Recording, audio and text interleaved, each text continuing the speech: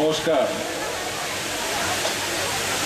আজকে 23শে আশ্বিন 1420 বঙ্গাব্দ, ইংরেজি 10ই অক্টোবর 2013 সাল।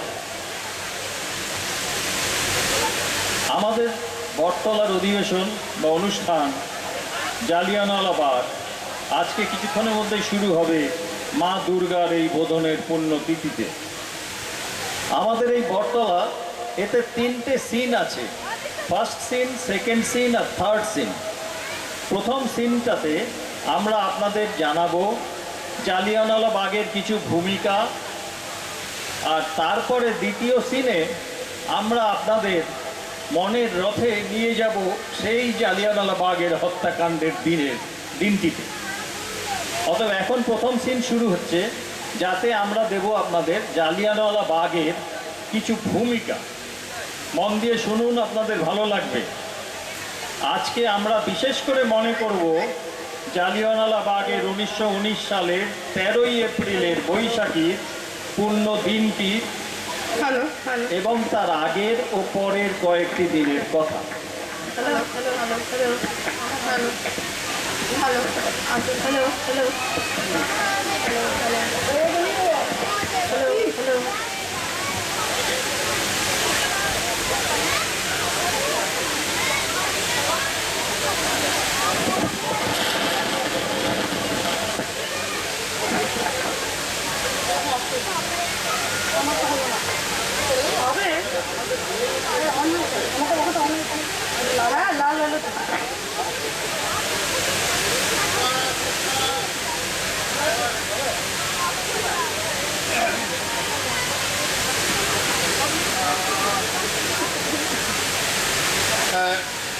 কি ব্যাপার বৌদি, এখনো তো সবাই এসে পৌঁছলো না? সবাই কি ভুলে গেল নাকি আজকের আমাদের এই বিশেষ অধিবেশনের কথা? আরে না না না না, কি করে ভুলবে বলেন তো? আজকের আড্ডার টপিকটা তো দারুণ, জালিয়ানওয়ালাবাগ। সে তো ঠিক। আরে, দেখুন, নমস্কার নমস্কার নমস্কার। বসো সাথী, বসো। বাহ, ভালো আছেন তো সবাই? হ্যাঁ, খুব ভালো। বাহ, ললিতা দি, তাহলে আজকে আপনি আমাদের একটু শোনান জালিয়ানওয়ালাবাগের কথা। শোনা। হ্যাঁ হ্যাঁ, আসলে ব্যাপারটা কি জানো মৌসুমী, ওই জালিয়ানওয়ালাবাগের কথা বলতে গেলে কিন্তু প্রথমে আমাদের দেশের পরাধীনতার ইতিহাস একটু বলতে হবে। তা আপনি সেইভাবেই বলুন না, বলুন না। আমরা তো সবাই জানি 1757 সালে পলাশীর যুদ্ধের পর থেকেই কিন্তু ওই ব্রিটিশ ইস্ট ইন্ডিয়া কোম্পানি ধীরে ধীরে বাংলা, বিহার এবং উড়িষ্যার শাসনভার পেতে শুরু করলো। আমাদের বিশ্বকবির ভাষায় বণিকের মানদণ্ড দেখা দিল রাজদণ্ড রূপে। আর তার ঠিক 100 বছর পর 1857 সালে হলো সিপাহী বিদ্রোহ। 1858 সালে তারপরেই British parliament government of India act 1858 pass করে ইস্ট ইন্ডিয়া কোম্পানি ভেঙে দিল। আর কোম্পানির অধীনস্থ এলাকার শাসনভার ব্রিটিশ রাজের হাতে চলে গেল। 1877 সালে তো ইংল্যান্ডের রানী ভিক্টোরিয়াকে ভারতের মহারানী বলেও ঘোষণা করা হলো। তবে এখানে আমাদের একটা কথা মনে রাখতেই হবে, আমরা জানি যে ব্রিটিশ সরকার আমাদের এই সিপাহী বিদ্রোহ খুব শক্ত হাতে দমন করেছিল, কিন্তু এই ভারতীয় স্বাধীনতা সংগ্রামের ভিত্তিপ্রস্তর কে স্থাপন করেছিল? এই সিপাহী বিদ্রোহই। একদম সে তো নিশ্চয়ই। আসলে এই সিপাহী বিদ্রোহের পর থেকে যেন দেশ জুড়ে একটা নবজাগরণের হাওয়া বইতে শুরু করলো। 1885 সালে ইন্ডিয়ান ন্যাশনাল কংগ্রেস গঠিত হলো। 1905 সালে রাষ্ট্রগুরু সুরেন্দ্রনাথ বন্দ্যোপাধ্যায়, রবীন্দ্রনাথ ঠাকুর, বিপিন চন্দ্র পাল, রমেশচন্দ্র দত্ত, রমেশচন্দ্র দত্ত, অশ্বিনী কুমার দত্ত, হ্যাঁ মহাত্মা অশ্বিনী কুমার দত্ত, অম্বিকাচরণ মজুমদার, এদের সকলের নেতৃত্বে দেশ জুড়ে বিদেশি কাপড় বর্জন আর স্বদেশি আন্দোলন শুরু হলো। আর এর সাথে সাথে ভারতের বাইরের অবস্থা কিছু একটু ভাবুন। 1905 সালে রাশিয়ার মতো অত বড় শক্তি, ছোট্ট এশীয় শক্তি জাপানের কাছে রুশ জাপান যুদ্ধে হেরে গেল। হেরে গেল। 1914 সালে শুরু হলো প্রথম বিশ্বযুদ্ধ। যুদ্ধে ভারতীয় সেনাবাহিনীও তো অংশ নিয়েছিল। ইংরেজ সরকার তো প্রতিশ্রুতি দিয়েছিল যে যুদ্ধে অংশ নিলে পরাধীন দেশগুলোকে স্বায়ত্ত শাসন প্রদান করা হবে। এই কথায় মহাত্মা গান্ধীর কথা মতো অনেক ভারতীয় ওই যুদ্ধে যোগদান করে। অথচ আশ্চর্যের ব্যাপার দেখুন, 1918 সালের 11ই নভেম্বর প্রথম বিশ্বযুদ্ধ শেষ হওয়ার পরে ব্রিটিশ সরকার তার প্রতিশ্রুতির কথা ভুলেই গেল। স্বায়ত্ত শাসন দেওয়া তো দূরের কথা, বরং রাওলাট আইন পাস করে বিরোধীদের সকল বিক্ষোভ কঠোর হাতে দমনের জন্য এই নির্যাতনমূলক আইন আমাদের জনগণের ওপর চাপিয়ে দিল। কি লজ্জাজনক ব্যাপার, লজ্জাজনক। এবং এই আইনের দ্বারা বিনা বিচারে গ্রেপ্তার, অন্তরীণ, সংক্ষিপ্ত সাক্ষ্য বা প্রমাণহীন বিচারের প্রহসন রচনা হল। আর এই যে রাওলাট আইনের পর থেকেই কিন্তু দেবদত্ত বাবু হ্যাঁ। অমৃতসরে গন্ডগোল শুরু হয়ে গেল। মহাত্মা গান্ধী 1919 সালে রাওলাট আইনের বিরুদ্ধে শান্তিপূর্ণ প্রতিবাদ বা সত্যাগ্রহের আহ্বান করলেন।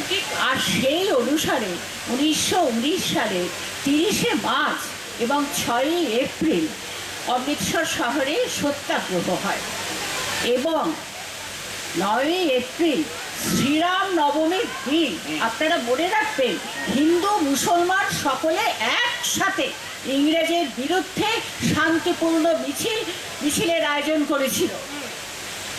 আচ্ছা, সেই সময় অমৃতসরে পাঞ্জাবের গভর্নর কি ছিল? আরে ওই সময় ছিলেন স্যার মাইকেল ওডায়ার। হ্যাঁ, ওই সময় পাঞ্জাবের লেফটেন্যান্ট গভর্নর ছিলেন স্যার মাইকেল ওডায়ার। ওনার অত্যাচারের অনেক কাহিনী আছে। ওনার হুকুমেই তো ইংরেজ সরকার অমৃতসর থেকে পাঞ্জাবের দুই প্রিয় নেতা ডক্টর সত্যপাল আর ডক্টর সাইফুদ্দিন কিসলু দুজনকে অমৃতসর থেকে সরাবার আদেশ দেয়। শুধু সরাবার আদেশ দেন নাই মৌসুমী, এই দুই প্রিয় নেতাকে ডেপুটি কমিশনারের অফিসে ডেকে গ্রেফতার করে ধর্মশালাতে পাঠিয়ে দেওয়া হয় এবং 10ই এপ্রিল ডিফেন্স অফ ইন্ডিয়া রুলের আশ্রয় নিয়ে মহাত্মা গান্ধীরও পাঞ্জাবে ঢোকার উপরে নিষেধাজ্ঞা জারি করা হয়। আর এই সবের প্রতিবাদে 10ই এপ্রিল এক বিরাট বিক্ষোভ মিছিল শুরু হয়। এই মাইকেল ওডায়ারের ঘোড়সওয়ার সৈন্য আর পুলিশ রেলের ওভারব্রিজের কাছে বিক্ষোভকারীদের ওপর গুলি চালায়। তাতে 3-4 জন বিক্ষোভকারী নিহত হয়। উত্তেজনা তখন চরমে ওঠে। অথচ আশ্চর্যের ব্যাপার দেখুন, গুলি করে আমাদের 3-4 জন সাথীকে হত্যা করার পর ইংরেজের শান্তির কথা মনে এলো। অসাধারণ। অমৃতসরের ডেপুটি কমিশনার মাইলস আর্মি সে তখন বিক্ষোভকারীদের শান্তিপূর্ণভাবে বিক্ষোভ ভঙ্গ করার, মিছিল ভঙ্গ করার আদেশ দিলেন। কিন্তু তখন আর কে কথা শোনে? স্বাভাবিক। উত্তেজিত জনতা তখন পাথর ছোঁড়া শুরু করল। আর আমার তো মনে হয় ইংরেজ সরকার এটাই ছিল। হ্যাঁ হ্যাঁ, ইংরেজ সরকার মনে মনে এইটাই চাইছিল। ঠিক কথা, ইংরেজ সরকার তো এইটাই চাইবে। এইবার এই বিক্ষোভকারীদের পাথর ছোড়া দেখে ব্রিটিশ পুলিশ বেশ কয়েক রাউন্ড গুলি চালায়। এতে কি হয়, প্রায় 20 জন ইউরোপিয়ান নিহত হন এবং বহু আহত হন। এইবার সাথীদের এইভাবে খুন হতে দেখে এবার এরা কি করে, ভারতীয়রা নিজেদের সমস্ত সীমার কথা ভুলে যায়। তারাও কি করে, পাথর ছোড়া শুরু করে। এবার এখানেও তখন 5-6 জন ইউরোপিয়ানকে তারা হত্যা করে এবং বিভিন্ন সরকারি বিল্ডিং ও ব্যাংকে আগুন ধরিয়ে দেওয়া হয়। আর সেদিনই তো মিস মার্শালা সেদিন কি বিপদে পড়েছিল। হ্যাঁ, এই মিশনারি মাইক-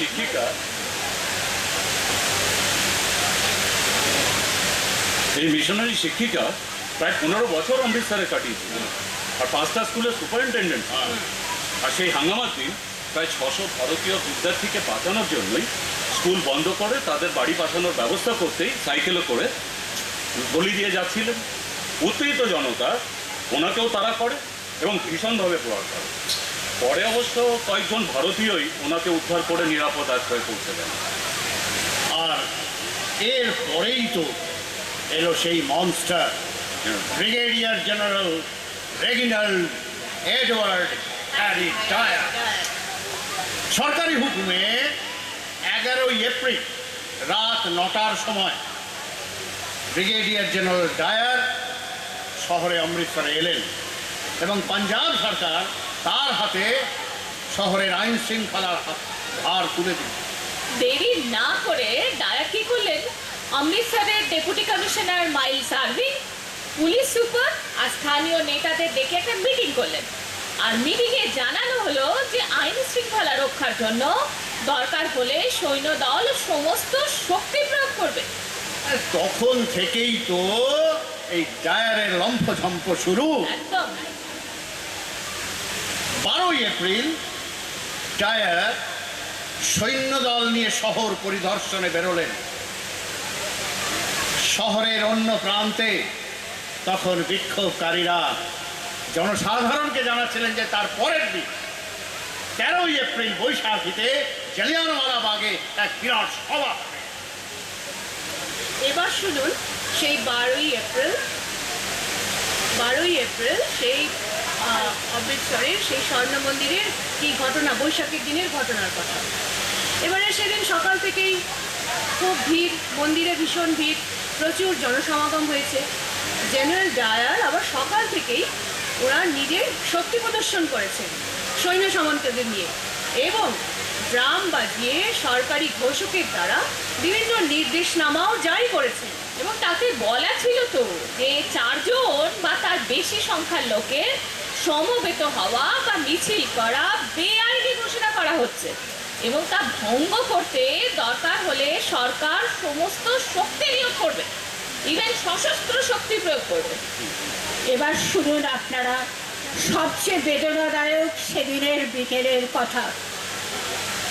1919 সালের 13 এপ্রিল বিকেল 4:30 সময় অমৃতসর শহরে 20,000 হিন্দু মুসলমান শিখ হরমিন্দর মন্দিরের কাছে জালিয়ানওয়ালাবাগে সমাবেত হয়েছিল।